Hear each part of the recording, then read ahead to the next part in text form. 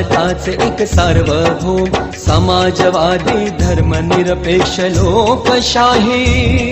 गणराज्य घडवण्याचा त्याच्या सर्व नागरिकास सामाजिक आर्थिक व राजनैतिक न्याय विचार अभिव्यक्ती विश्वास श्रद्धा